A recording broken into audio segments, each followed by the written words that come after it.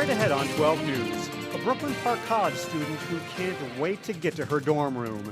She's attending a first-of-its-kind program in Minnesota, plus a new way to conduct business safely. It's very effective, it's simple, easy. This way involves the help of the Hennepin County Sheriff's Office. But first, a welding explosion at a small business in Dayton turns fatal. 12 News starts right now.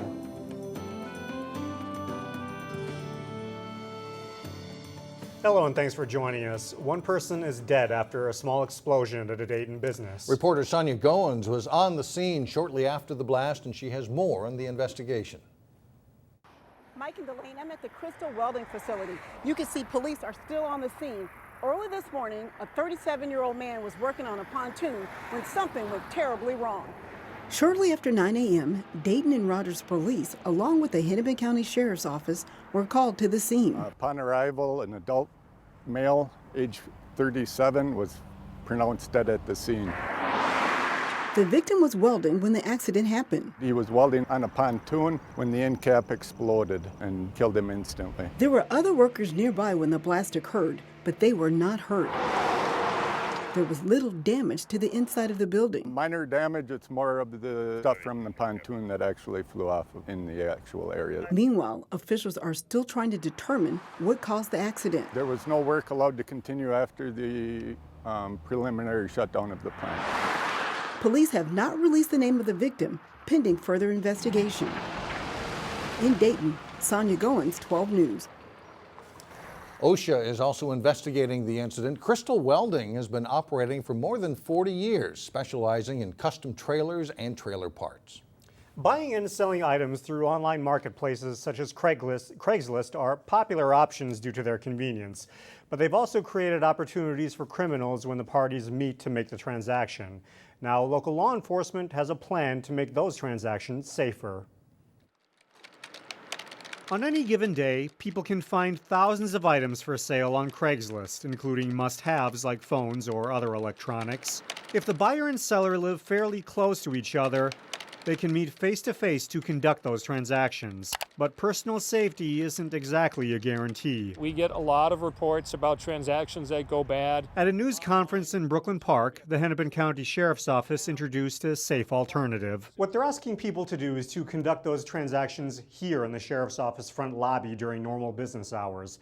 They're calling this area a swap spot. These swap spots are places where we have a strong law enforcement presence, obviously, and while we've heard our fair share of dumb criminal stories, but we sincerely hope no one is stupid enough to show up at one of our Sheriff's Office locations to pull any funny business. In fact, we're pretty confident of that. He's confident because even if the lobby is closed, the parking lot has numerous cameras to monitor activity. I know we've had reports where people have, had their cell phones taken from them during transactions, things like that, and we just want to try to avoid that in the future. So I think this will be a great way to do that. In addition to the Brooklyn Park office, swap spots are available in downtown Minneapolis at the county jail and on Lake Minnetonka at the Water Patrol headquarters. In addition, they can also be used for other types of exchanges like a child custody handoff or maybe retrieving belongings when there's a order for protection in place or any other legal transaction. The sheriff says no one incident prompted the swap spot idea. They're simply trying to be proactive. It's very effective, it's simple, easy, costs the taxpayers nothing.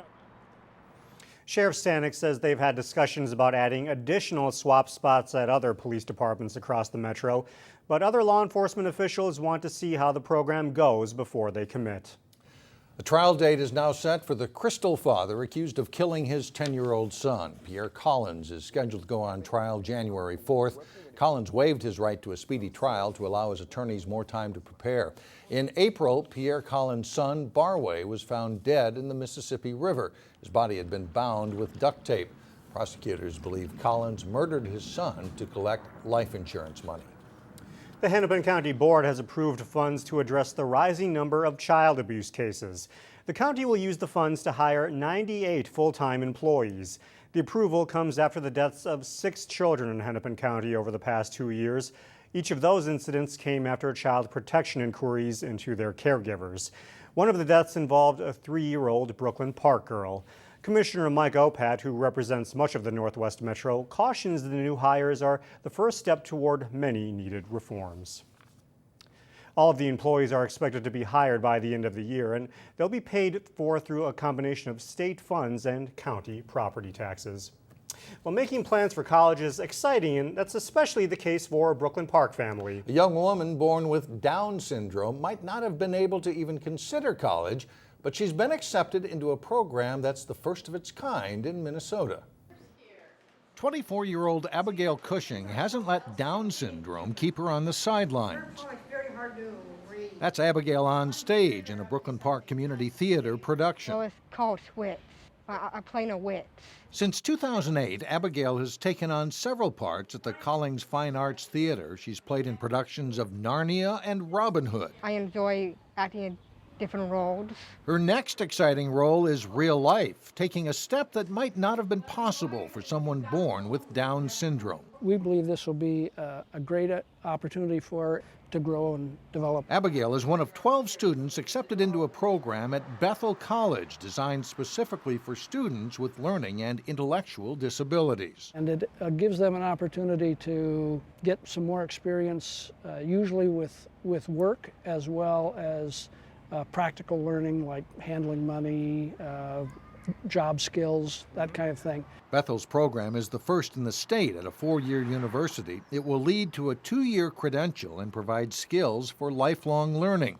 There are also internships that could lead to a job. My hope for her is that she would be able to find some kind of employment that is really satisfying to her, not just an hour or two at a Dairy Queen or a McDonald's or whatever. For Abigail, living in a college dorm is the first time she will live away from her Brooklyn Park home, but she's looking forward to it. To learn, to get around campus. In the meantime, Abigail is still in rehearsal. Theater owner Barbara Collings says she'll be missed. She's been here a long time. We've gotten to know her really well. She's an amazing girl. Proceeds from 3 benefit performances of Switch will help pay for Abigail's college tuition. You can find information about the play on our website, 12.tv. The Robbinsdale School District is down to 5 semifinalists in its search for a new superintendent. The list includes 2 Minneapolis school executives and 1 internal candidate. Michael Thomas oversees associate superintendents in the Minneapolis School District. He was also a former elementary and junior high principal at Osseo area schools. Cecilia Sadler is an associate superintendent of high schools in the Minneapolis district and a former principal of South High. The internal candidate is Lori Simon, who is the executive director of academics and elementary schools for the Robbinsdale district. The other semifinalists are from Stillwater Public Schools and the school district in Atlanta, Georgia. Current Robbinsdale Superintendent Aldo Sicoli is leaving to take the same position at Roseville area schools. Well, coming up, are you in the market for a new car? 12 News Money Savers looks at pluses and minuses of both leasing and buying. And then later, get set for the return of the Hamel Rodeo. That's coming up in sports. But first, we're heating up. Temperatures expected to rise into the 80s on Thursday.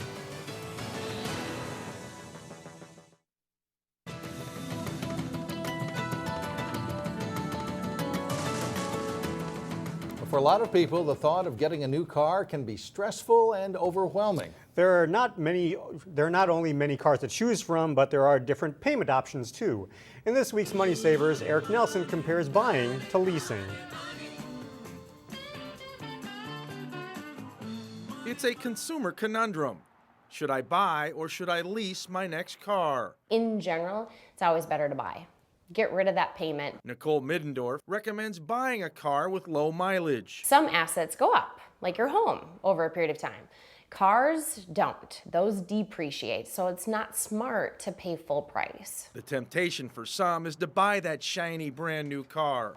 But the shine starts to fade once you drive it off the lot. Don't go out and buy a brand new car. That's not a smart purchase. If you buy one that's 1-2 years old, someone else has taken the depreciation. The caveats to leasing are always having a payment, never owning the car, and being capped on yearly mileage. If you drive too much and if you're going to the cabin every weekend, say, it's going to cost you. There's a penalty to pay. Scott Lambert of the Minnesota Auto Dealers Association believes the decision to buy or lease comes down to your own personal situation. It really depends on your lifestyle and how much you're going to drive and how much you want to spend monthly on a car. According to Experian Automotive, car leasing has hit record numbers. Leasing is back. There's a lot of really good lease deals right now. Topping out at 26.7% for the first 3 months of 2015. And if you want whatever's new and cool, leasing's really a pretty good way to go. For Money Savers, I'm Eric Nelson, Channel 12 News.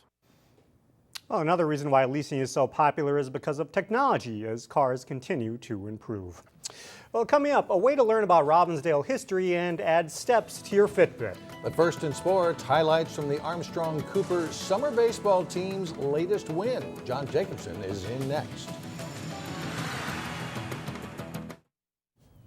We already know who won this game. I just said it, Armstrong-Cooper came out ahead, but little hitting all in the right spots, it looks like. Timely hitting, right. Always the key, right, to win some games. As we hit the middle of July here, summer baseball seasons are winding down.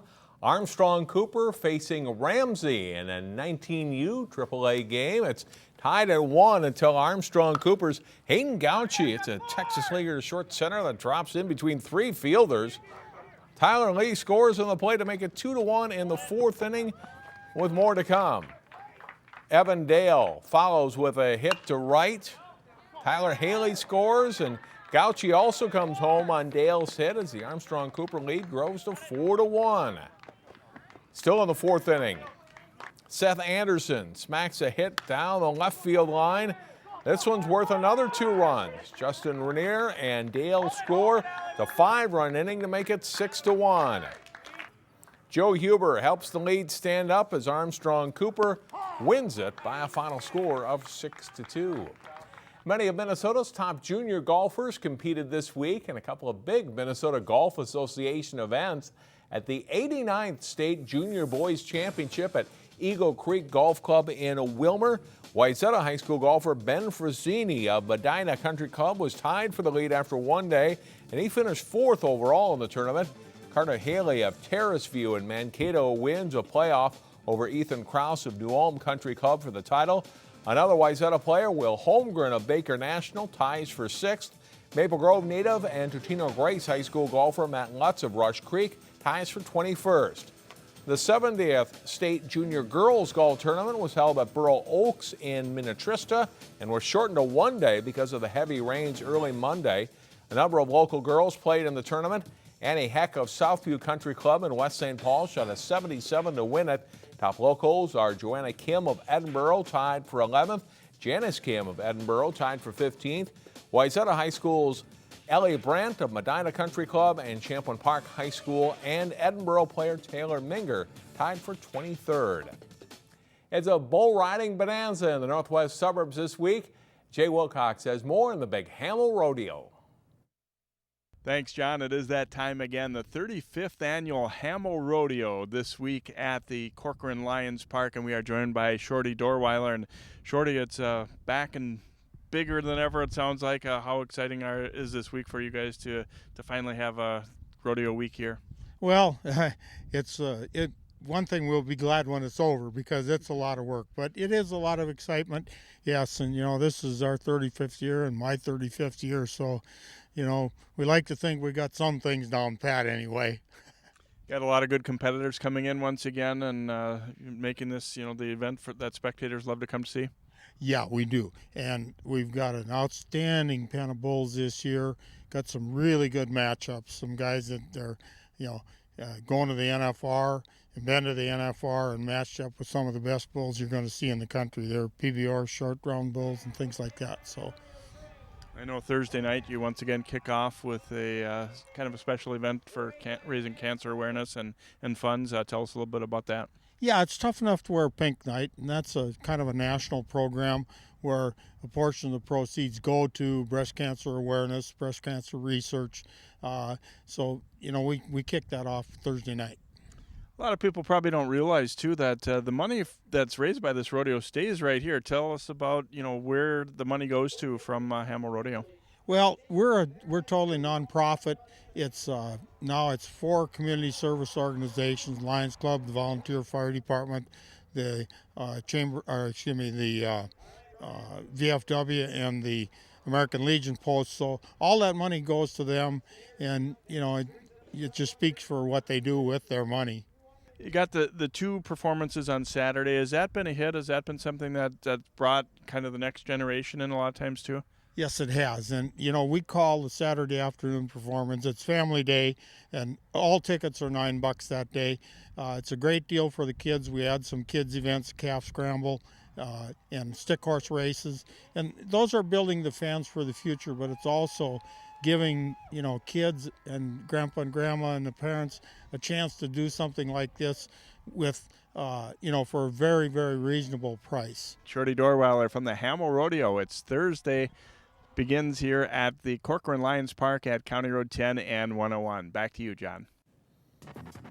All right, thanks, Jay and Shorty. The Hamel Rodeo kicks off Thursday night with nightly performances at 7:30 Thursday through Sunday, plus the family matinee at 1 o'clock Saturday afternoon. So always a good time out there at the Hamel Rodeo. Yeah, it's not often that we see rodeo highlights on Channel 12. Once a year. Yeah, it's exciting stuff. Right, Thanks, John. Well, up next, a walking history lesson in Robbinsdale. Our volunteers are helping to preserve the city's past when we come back. The summertime celebration of Maple Grove Days kicks off tonight. It starts at 7 at the town green stage with a Beyond the Yellow Ribbon patriotic concert. On Thursday, the big event is the Pierre Parade. The parade steps off around 6:15, starting with a vintage plane flyover. You can look for Ann Gallagher and me in the parade, so come say hello. And Robbinsdale Whiz Bang Day starts on Thursday. This year, the annual celebration includes some history. Plaques are now up identifying some of Robbinsdale's most historical places. They include the former NASA General Store, which was Robbinsdale's first retail store built back in 1888.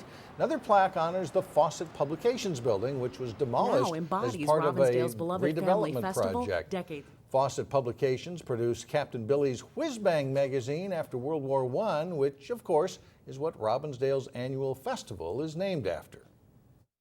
It's for people who are interested in history, and then a lot of times, like I say, people will stop, take a look at it, and say, oh my God, I didn't know that. So it's just a way of learning a little bit about what the city was about. The Robbinsdale Historical Society is getting close to its goal of putting up 15 plaques around the city, and when that happens, the goal is to create a walking map that residents can then pick up at City Hall. And you can walk the history of Robbinsdale. I live right by there. Maybe I'll do that. That's a cool idea, yeah. That's it for now. Thanks for joining us, everyone. Community Corner is up next.